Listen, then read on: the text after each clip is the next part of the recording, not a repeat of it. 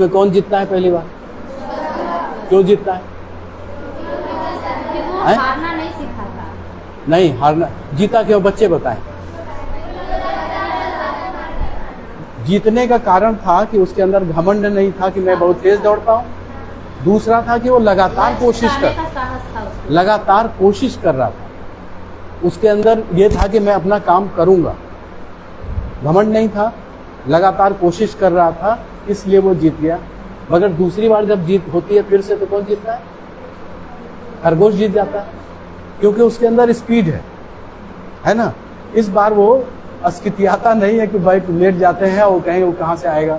फिर क्या हुआ, कहानी आगे बढ़ती है। आगे में क्या होता है कि कहता है कछुआ कि नहीं फिर से होगा।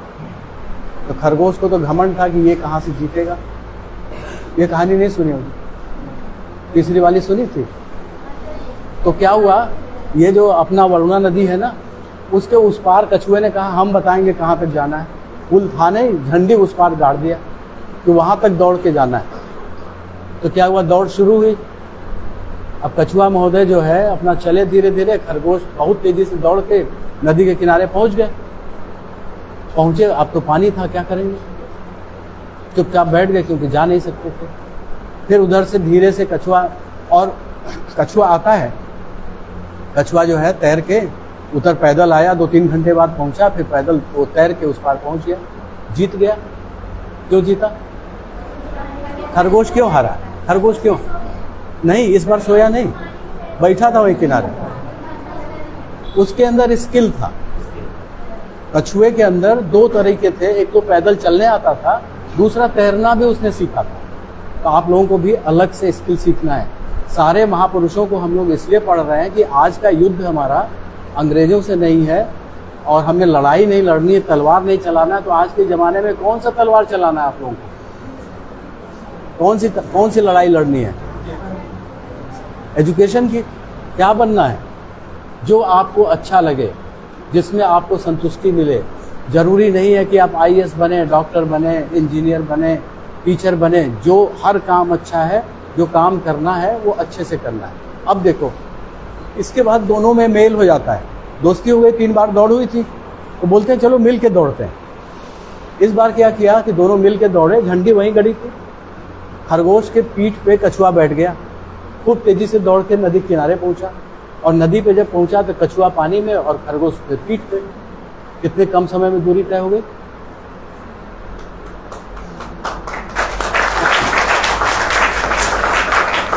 तो जब आपको लड़ाई लड़नी है, किसी बच्चे का कोई सब्जेक्ट ज़्यादा बढ़िया है, आपका थोड़ा कमज़ोर है, उससे दोस्ती गांठ लो, मिल के एक बार तुम उसको मदद कर दो, वो उसको मदद कर दो, जिसको ज़्यादा आता है उससे सीख लो। तो अगर आपको आगे बढ़ना है तो आपके अंदर धैर्य होना चाहिए, स्किल होना चाहिए कि हम ये भी काम कर सकते हैं, ये भी काम कर सकते हैं, और दोस्ती भी होनी चाहिए। लड़ाई झगड़ा कभी नहीं करना। तीसरा, हमारे पिताजी हम लोग बहुत डरते थे पहले। अब असली कहानी सुना रहे हैं, 2 कहानी और सुना के जाएंगे। गौतम बुद्ध के बारे में थोड़ा टाइम तुम देंगे, मुख्य अतिथि बनाए तो थोड़ा ज़्यादा बोल सकते हैं ना, ठीक है, उसका फायदा उठाएंगे। तो क्या हुआ कि पिताजी एक बार ऐसे जमीन पे बैठे, एक लाइन खींच दिए, बोले कि इस लाइन को छोटी करो। हम दोनों भाई बहुत डरते थे, तो चुपचाप खड़े हो गए, समझी में ना आए क्या करें। जैसे अभी आपसे पूछ रहे तो आप भी नहीं बताओगे क्या करें। थोड़ी देर 5 मिनट रुकने के बाद कहते हैं देखो इसके 2 तरीके हैं, एक तो इस लाइन को मिटा दो। मिटा दिया तो जमीन पे तो कोई लाइन नहीं है, अब ना आपकी लाइन है ना उसकी लाइन है, लाइन तो छोटी हुई नहीं। आपने सारी एनर्जी दूसरे की लाइन मिटाने में लगा दी, आपका तो कोई फायदा नहीं हुआ ना। दूसरा रास्ता है, उस लाइन को रहने दो, उससे लंबी लाइन खींच दो। आपके क्लास में कंपटीशन चल रहा है 2 बच्चों को, मैं अपना खुद जानता हूँ कि मैं इसी तरह पढ़ाई किया था कि उससे हमको पीछे नहीं रहना है। इंग्लिश में थोड़ी वो थी, ज़्यादा इंग्लिश पर। तो उसमें क्या है कि एक लाइन उससे लंबी खींच दीजिए। आपके जिस किसी से कंपटीशन चल रहा है कि नहीं टॉप पे आना है, उससे ज़्यादा मेहनत कर लो, उससे लंबी लाइन खींच दो।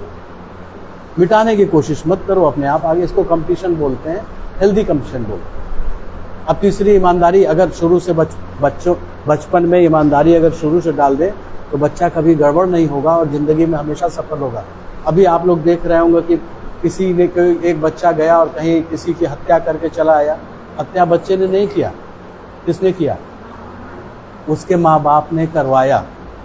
कहा कि बच्चा बेटा जाना किसी से दबना मत, स्कूल में कोई बोले तो 2 झापड़ मार के आना, नहीं तो चाकू भी लेके जाओ। किसने सिखाया उसको? कोई लड़का इधर बैठे हुए हैं, बाद में बड़े होंगे, स्कूल में लड़कियां जा रही होती हैं, छेड़खानी करती हैं, लड़के छेड़खानी करते हैं ना, कोई कमेंट मार देते हैं। तो बच्चा कहाँ से सीखा? घर में सीखा। अगर माँ बाप ने कहा कि बेटा ये काम करना नहीं है तो कतई नहीं करेगा। तो माँ बाप ही जिम्मेदार हैं सारे गलत। अगर कोई हत्यारा बनता है, चोर बनता है, अगर कोई डॉक्टर बनता है, इंजीनियर बनता है, IAS बनता है, वो भी माँ बाप हैं। आप अपने से कुछ बनने वाले नहीं हो। आप अपने से सिर्फ मेहनत करोगे, आपको शेप देने वाले आपके टीचर होंगे और आपके माता और पिताजी होंगे। और माता पिता को ये पता नहीं है कि वो कितने महत्वपूर्ण है। नहीं तो अगर आप लोग ठीक से नहीं करेंगे तो आपका बच्चा भी भेड़िया और गिदड़ बन जाएगा। और बच्चों के लिए जो बता दें, लाइन वाली बात हो गई। तो क्या हुआ कि एक बार बहुत जोर की बारिश हुई। तीसरी कहानी सुना दें और लोगों को बोलना है। बहुत जोर की बारिश हुई, 3 घड़े रखे थे। कुम्हार ने सारे घड़े एक ही माने शेप और साइज का बनाया था। मुंह भी एक ही जैसा था, उसका आयतन भी एक ही जैसा था। खूब जोर की बारिश हुई और उसमें से एक घड़ा पूरा भर गया, एक में आधा भरा और एक में एक बूंद भी पानी नहीं भरा। और तीनों अगल बगल रखे थे, जैसे हम 3 लोग यहाँ बैठे हुए हैं।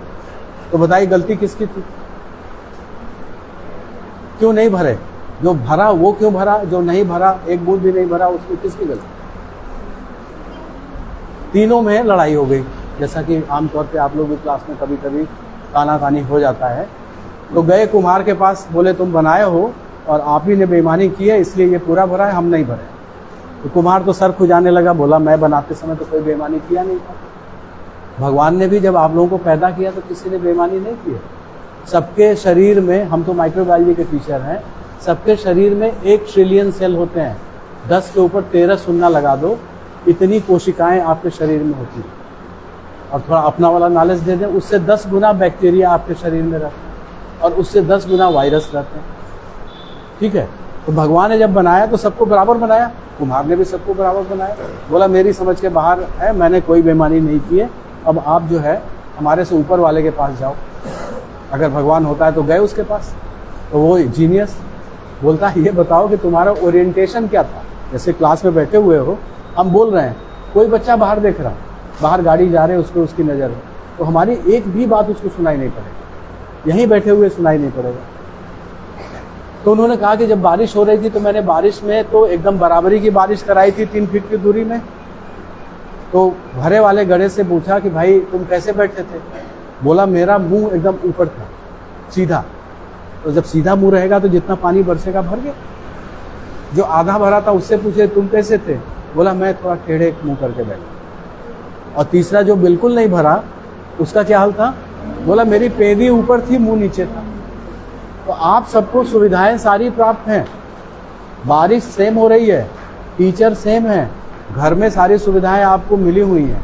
आपका ओरिएंटेशन किस तरफ है कि आप क्या बन सकते हो और क्या बनना चाहते हो। जो असली लड़ाई आज की है, जो महापुरुषों के बारे में हम लोग पढ़ रहे हैं, हमसे अगर बोले महाराणा प्रताप के बारे में बहुत अच्छा बोले, बुद्धि से काम लेना चाहिए। हल्दी घाटी एक प्लेन घाटी थी, है ना। 25,000 अपने तरफ से योद्धा ले गए महाराणा प्रताप, सामने वाले के पास 1 लाख थी। हम होते तो लड़ते ही नहीं, प्लेन में न लड़ते, हम शिवाजी की तरह लड़ते। उधर कहीं बने हुए हैं शिवाजी, वहाँ पे है। शिवाजी क्या करते थे? आप टेक्नोलॉजी यूज़ करो, दिमाग यूज़ करो कि हम कैसे आगे बढ़ेंगे और कैसे जीत सकते। खाली ताकत और बहादुरी से नहीं होगा, बुद्धि लगाने से, तर्क से, और अपना माने किस तरह से पढ़ाई करें, कैसे अपने को हेल्दी रखें। अब जैसे आप कहोगे कि मैं रात दिन सिर्फ पढ़ाई करता हूँ, मैं बहुत बहादुर हूँ, आप बहादुर नहीं हो। आपको 2 घंटे खेलना ही चाहिए। अगर आपका स्वास्थ्य ठीक नहीं है, मानसिक स्वास्थ्य की परिभाषा में होता है शरीर स्वस्थ हो, मन स्वस्थ हो, आपकी सोच स्वस्थ हो, तो उसको अंग्रेजी में कई नाम है। फिजिकल वेलबींग, मेंटल वेलबींग, मानसिक तौर पे। जैसे आप अभी रिजल्ट खराब हो गया या 1 नंबर कम आ गया, अगले दिन लटक गए। अरे 1 नंबर से क्या फ़र्क पड़ता है? ज़िंदगी भरी पड़ी हुई है, ऐसे थोड़ी लटका जाता है। उनका दिमाग गड़बड़ होता है, वो लोग लटकने जाते हैं। तो आपका मन भी संतुष्ट, हारना भी आना चाहिए। खेल खेल रहे हो, तो किसी दिन मान लो कबड्डी खेल रहे हैं, खो खो खेल रहे हैं, बैडमिंटन खेल रहे हैं, तो हारे भी जीते भी। तो अगर आपको हारना आता है तो कहते हैं अगली बार मेहनत करके फिर जीते, है ना। और इसलिए हर बच्चे को कम से कम 2 घंटे अपने फिजिकल मेंटल वेलबींग के लिए गेम जरूर खेलना चाहिए। और ख़ासकर महिलाएं क्या सोचती हैं कि उनके लिए तो गेम और वो बना नहीं है, और 60% महिलाएं 60 साल की उम्र में लंगड़ाना शुरू कर देती हैं। आदमी क्या है कि वो सोचता नहीं हमें तो करना है, तो वो चलता फिरता रहता है। तो महिलाओं को भी स्वस्थ रहने के लिए एक्सरसाइज करना जरूरी है। और इन छोटे बच्चों को जरूरी है कि पढ़ाई के अलावा 2 घंटे 24 घंटे में इस काम को लगाएं। कभी कभी लोग बोलते हैं कि पैसे की बहुत तंगी है, हमारे यहाँ बहुत कमी है, ये है, या आप देखिए सबको कापी किताब बांटते हैं, बहुत अच्छी बात है कापी किताब बांटना। लेकिन मेरा एक और भी सजेशन, आप यहाँ पे 60 बच्चे बैठे हो और पूरे जौनपुर, बनारस, मिर्ज़ापुर में कम से कम मान के चलो कि 3 लाख बच्चे होंगे, और किसी किसी को पैसे की ज़रूरत है, तो हम पैसा देके पूरा नहीं कर सकते। कोई कर सकता है क्या? कितना देंगे? 1000 रुपया?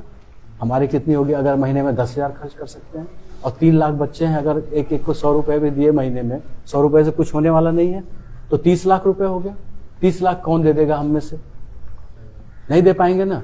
तो दूसरा रास्ता क्या है? घर में जो खेती बाड़ी जो काम हो रहा है, दुकान है, जो भी है, या किसी और के यहाँ भी, जैसे अमेरिका में, इंग्लैंड में यही होता है, गर्मियों की छुट्टी में संडे को सारे बच्चे कहीं पे जाके काम करके कुछ अपने पढ़ाई के लिए इनकम करके ले आए। आप घर में मदद कर दो, और पापा मम्मी से बोलो कि पापा हम आपकी भिंडी तोड़वा देते हैं, हमको 50 रुपया चाहिए, और लेकिन वो किताब कापी खरीदने में लगाओ। ये भी तो एक रास्ता है। तो 3 लाख बच्चे अगर 50 रुपए का काम कर देते हैं एक संडे को, कितना हो गया? 1.5 लाख रुपए। कोई नहीं देगा, आप अपने से कर लो, और उसमें दिमाग भी लगा हुआ और अपना इनकम भी हो जाएगा। तो जो असली लड़ाई है, जितने महापुरुष हैं जिनके बारे में पढ़ रहे हैं, उनकी पढ़ाई का मेन ऑब्जेक्टिव यही था कि हमें आज की जो लड़ाई है, वो लड़ाई है कि अच्छा पढ़ लिख के एक अच्छा इंसान बनना है, और 3-5 नहीं करना है। कि 3-5 करना है। 3-5 क्या होता है? 3-5 अच्छा है कि खराब है? 3-5 करना खराब है। इधर बच्चों की तरफ 3-5 खराब है, किसी को मालूम है?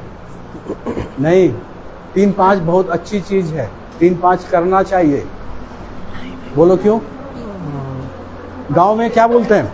गांव में बूढ़े आदमी को क्या बोलते हैं? बुढ़ा बोलते हैं ना। दादाजी लोग को कहते हैं अरे बड़ा बुढ़ा हो गया तुम, है ना। दूसरा क्या बोलते हैं? किसी को कहना हो कि बुद्धि कम है तो कहेंगे बुद्धू है, यही बोलते हैं। तो ये बुद्ध शब्द से आया, जिसको छोटा दिखाना है तो बुद्धू बोल दिया, और उधर उसको बूढ़ा आदमी जिसको ज्ञान, अब जैसे हम तो 65 साल के हो गए, तो हम तो बुढ़े हो गए ना, तो हम तो गए काम से, अब किसी काम के लायक नहीं। बुढ़ा का मतलब जिसकी बुद्धि खुल जाए। जैसे आप देखिए डॉक्टर साहब बैठे हैं, डॉक्टर साहब बैठे हुए हैं, मेरे से बड़े हैं, 65 एक दिन का भी अगर अनुभव ज़्यादा है तो आपसे ज़्यादा अनुभव है, आपको कुछ सिखा के जाएंगे। हमारे पास 65 साल का अनुभव है तो हम शायद आपको बताएंगे। इसी तरह 3-5 को लोगों ने खराब कर दिया। अच्छी बात थी। 3 क्या है? त्रिशरण का सिद्धांत जो गौतम बुद्ध ने कहा, क्या था उसमें?